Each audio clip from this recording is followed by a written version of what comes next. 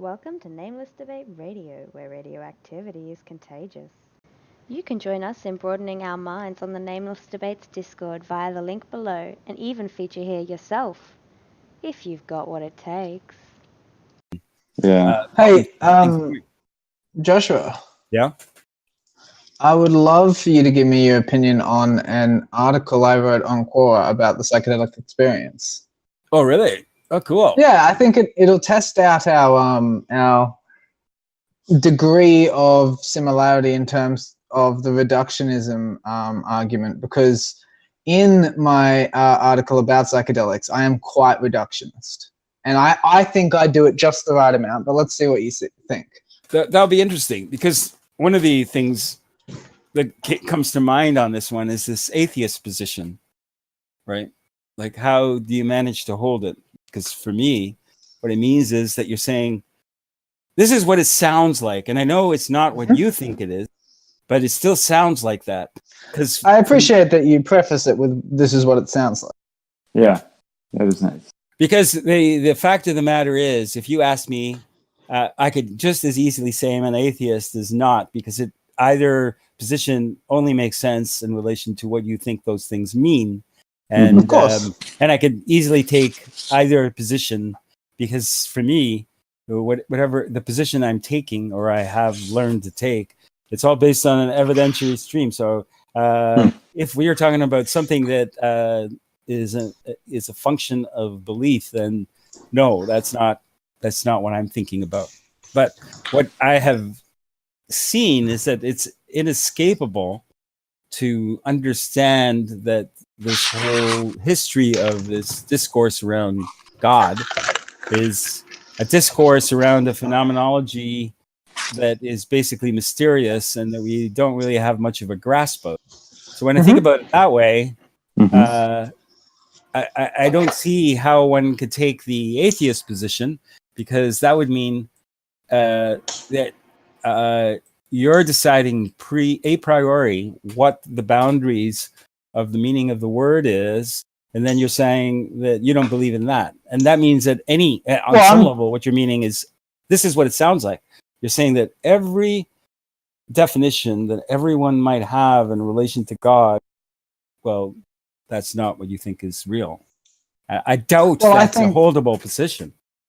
I'm not sure that I accept that, because I'm not saying every position that anyone might hold in relation to the word that I'm using. I'm saying, like, I define the word in a certain way, and insofar as your definition is consistent with mine, and I'm saying it doesn't exist, that's what I mean. Yeah. Like, to you, if you hold the same definition as what I think you probably hold. Well, here's the interesting breakdown. Here's where it seems to break down. Now, Eddie is part of this as well, but I think Eddie likes to play this funny role.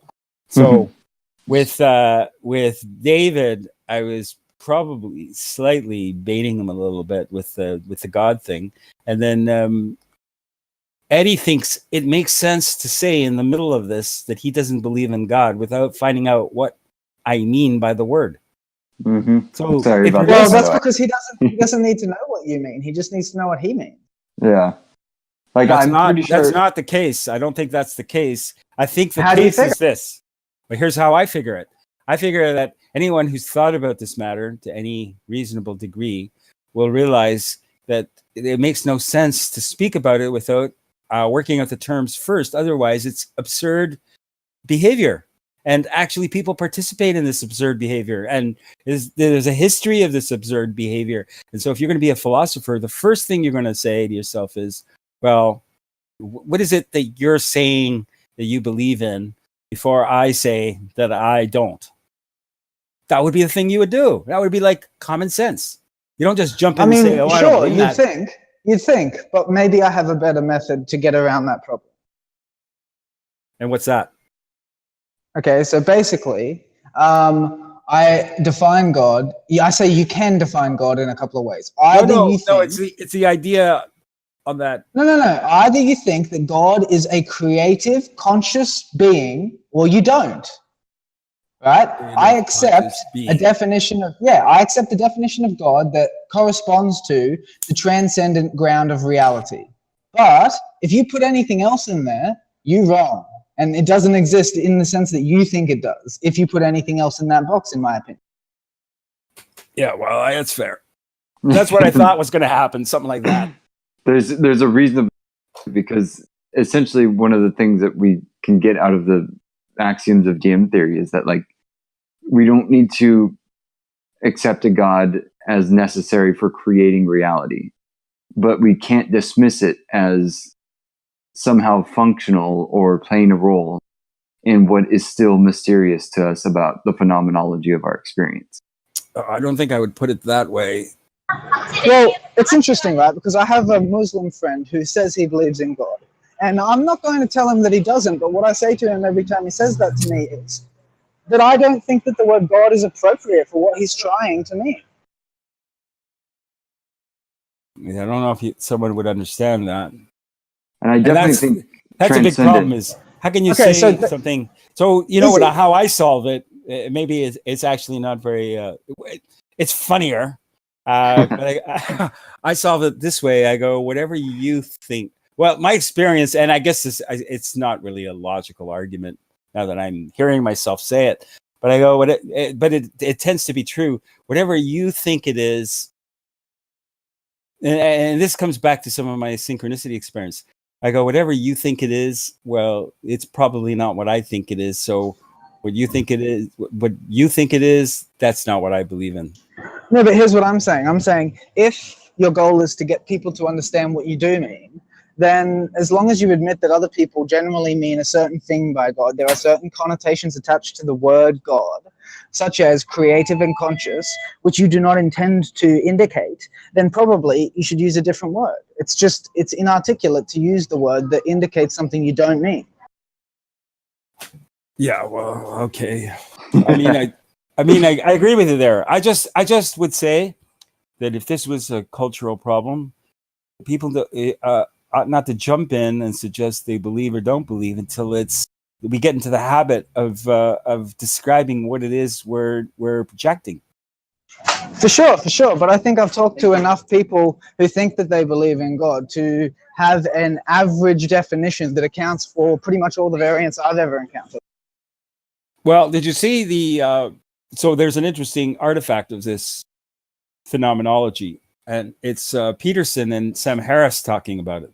Yeah, that's an interesting exchange. It's the number 2 of the Vancouver talk. And I've kind of been posting little bits about it because I think it's interesting. And what it is Sam Harris. So there's a similarity between Peterson and Sam Harris talking about this, and they actually both agree on, they pretty well agree on the positive reality that they both project. But Harris's position is he wants to end this nonsense around God. Mm-hmm. And then when Peterson describes God in a way that's acceptable to him, his claim is, well, that's not what people think is. Right. But I would agree with that. Like, why can't you say, when you refer to God, No, but here's the thing. It's Peterson and Harris talking. So now Harris's responsibility is to respond to Peterson's definition. And instead, he avoids it by going, hey, wait a minute. I don't want to respond. He doesn't even make a comment on... Does Peterson even know his definition? He reads it out. Yeah, he reads it out from prepared notes. And it's what's Peterson's definition of God? Oh, it's one of the best I've heard, actually. I thought it was really good. You wouldn't object to it, is what I would say. I don't think you'd object to any aspect of it. So he stays within the boundaries of a transcendent reality that he claims is divine simply because it has transcendental meaning to the individual. Yeah, like the highest value. That doesn't constitute divinity, though.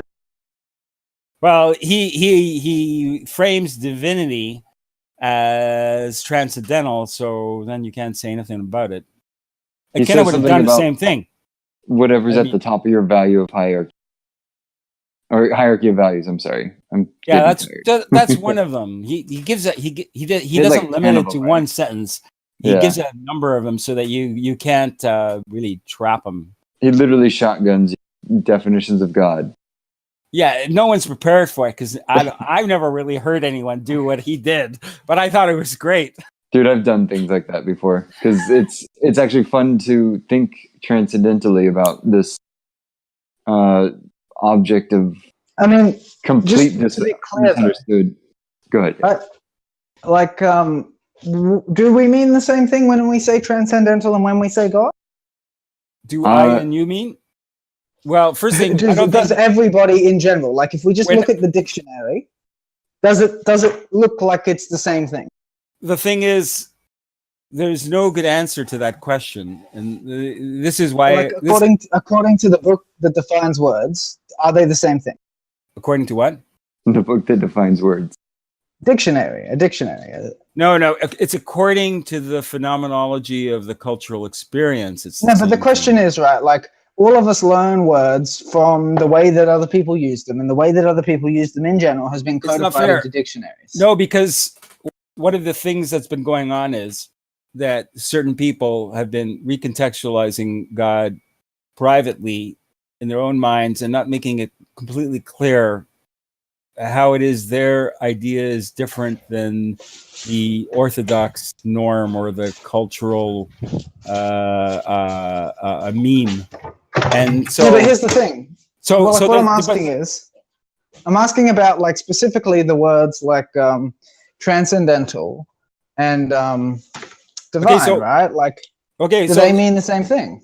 Okay, wait a minute. I wonder about that. Let's just do the word God, right? So in Jewish, before we do the word God though, because God's a bit more complicated. I just want to check it's simpler. Do you think they mean the same thing? It's simpler here because in the Jewish tradition, God is ineffable. You can't name it, so it isn't in the realm of projection. Even we can't project it, and so it's definitely. That's just a claim to noumena, right? It's what? Yeah. It's a what? Noumena, the opposite of phenomena. Well, yeah, it's not just a claim to noumena. It's actually an inflation claim. So it's a claim. Technically, it's nothing but a claim to noumena because if you hit the basis for claim to noumena, you cannot claim anything more.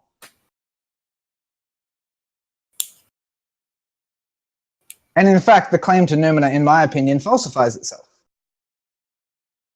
Yeah, but it's not a claim to noumena. It's a claim to the unnameability. But that's what I mean. If you name the unnameability, you clearly have got it wrong.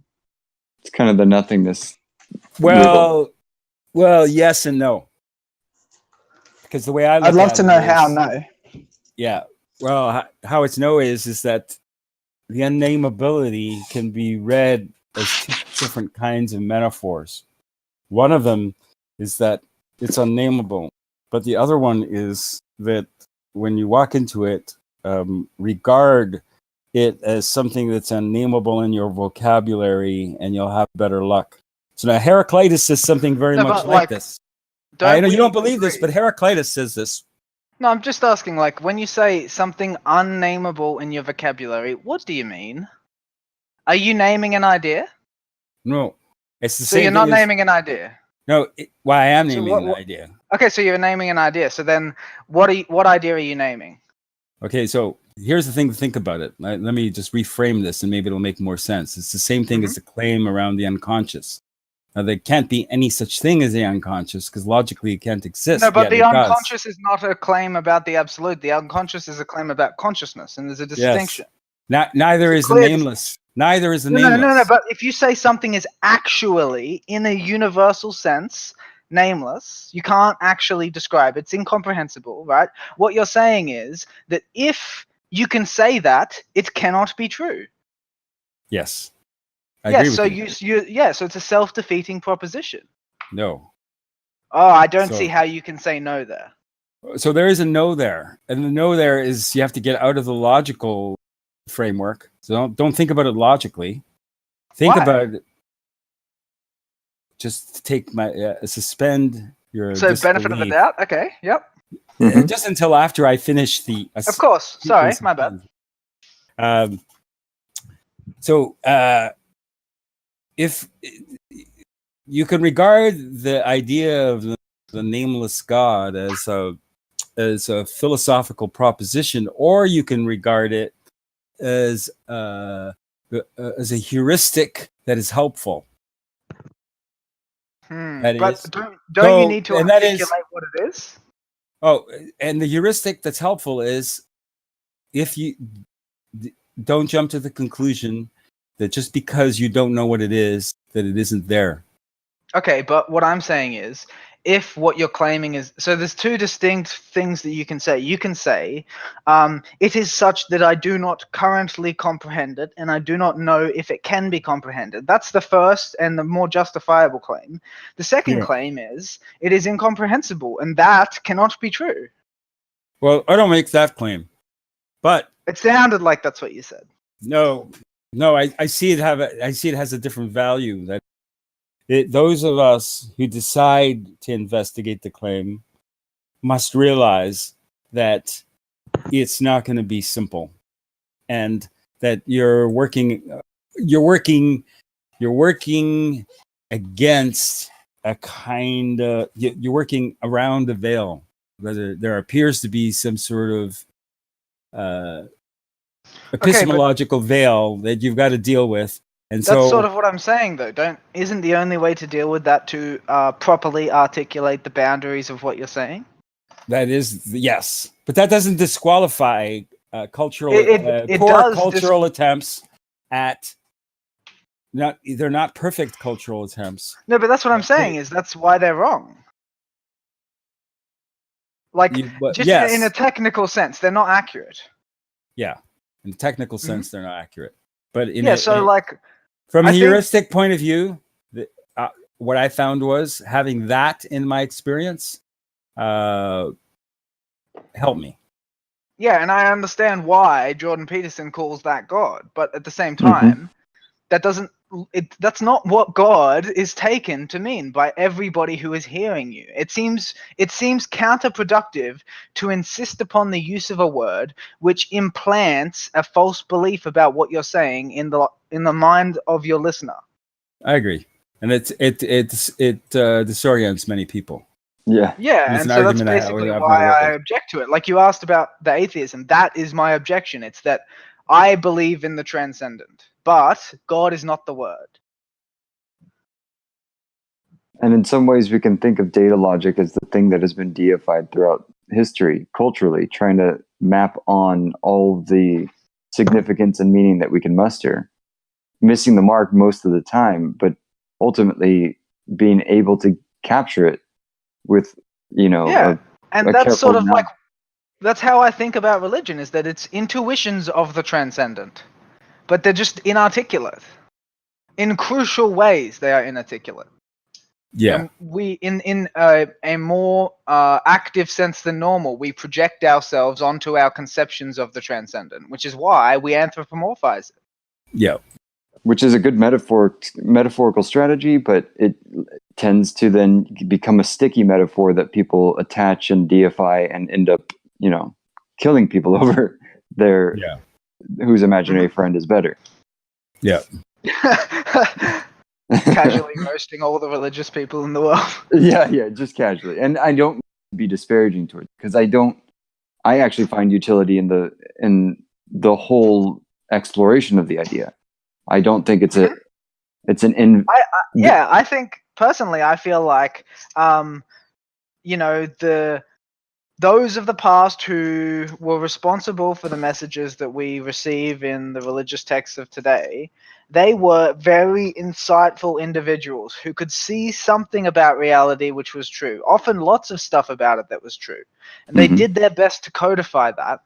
And they did a good job, but they didn't do a good enough job. Unfortunately, let's admit it, they just didn't. It's not quite accurate, and it's inaccurate in ways that we've demonstrated in the last 200 years.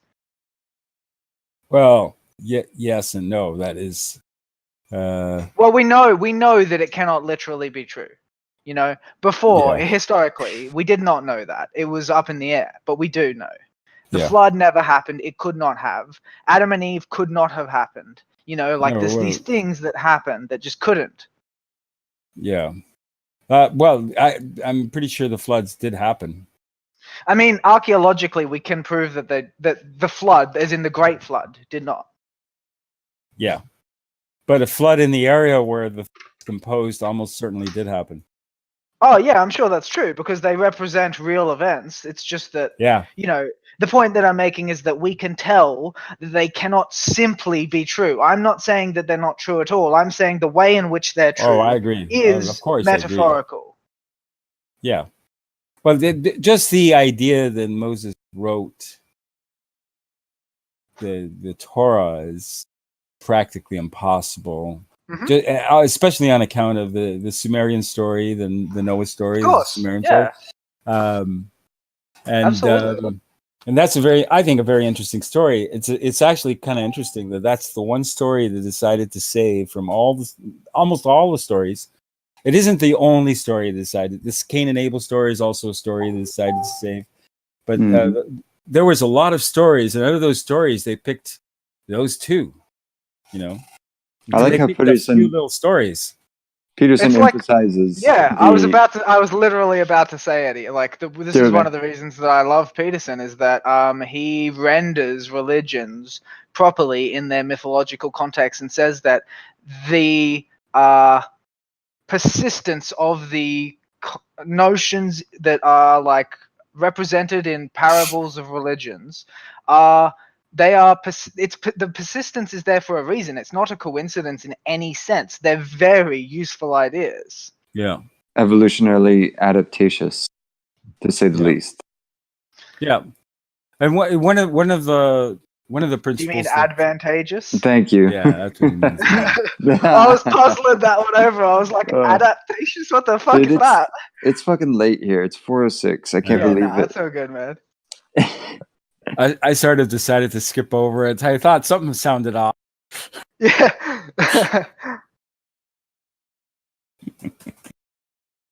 Yeah. No, definitely. There's a massive utility to the ideas that are codified in the religious texts, and there's a reason that people today think that they are true. It's because there is definitely something about them that's true. Yeah. Mm-hmm. And I could definitely put on the jacket that says Christian that's atheist. where I was going to go with David, but it didn't look like he was going to go there. That just seemed an impossible discussion. Yeah, he's definitely he's mapped it in its entirety, it seems. And I kind of know how he's mapped parts of it, man, and it's not healthy. Yeah, they're not, and it's not useful to discussion because it. First thing, he regards religion a threat to his sanity, which, it doesn't threaten my sanity, but he acts as though it threatens his. So he has to have this attitude, almost as though to protect himself from. I think he looks up to Sam Harris a lot too, and in some ways, he probably is trying to be the integral version of Sam Harris, because the integral parrot. Interesting.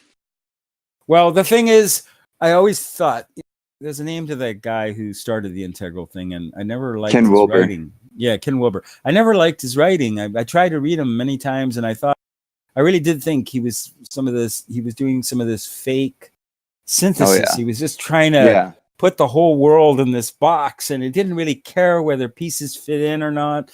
All he cared was that he got it all in one box.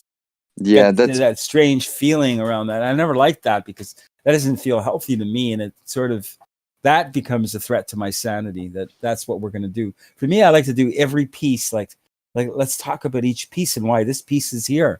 Dude, you would love Darkmaster. Yeah, he sticks to pieces. Yeah, he loves the blocks. The bricks. Metaphor. Yeah, exactly. The blocks, yeah. Gosh, my speech. He wants to see how the blocks fit together. Yes. Yeah, exactly. Yeah, you're gonna fit in good here.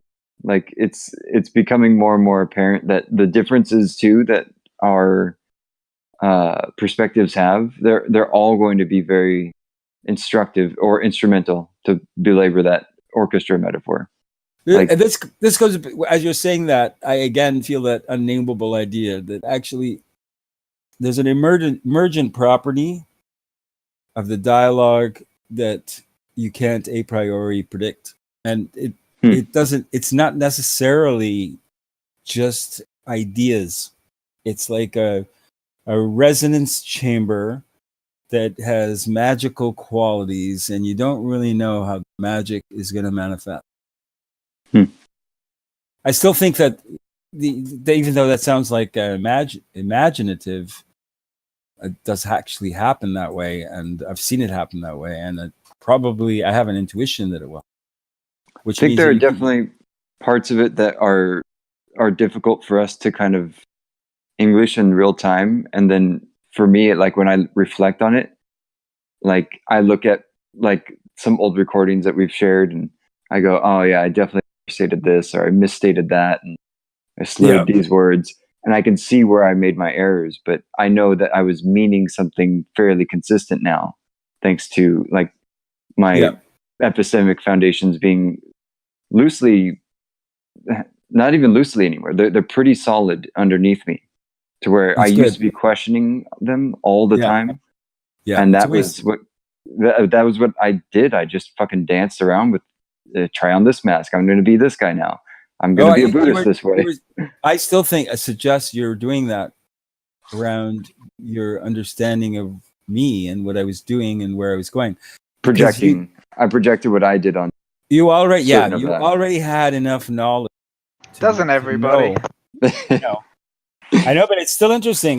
You already had enough knowledge to know that it couldn't be as simple as what you were projecting. Yet that seemed to be like the stress of it. Yeah, forced you into frustration brings out the worst in us. It does, man. You should see me. I know. As a dad, it's like it's comedic, probably from the outside in. Like I can't even imagine how stupid and emotional I look, and I make the weirdest justifications as to why it's okay in that. The thing is, as long as you don't say just because. Just because, oh God, I know. As my dad always taught me, because is a word that means that the reason is coming. That's good. I like that. Well, the thing is when you have those, and this is part of the synchronicity thing as well. Yeah, this is why this culture is very toxic to this sort of cultural development, and I'm kind of concerned about it.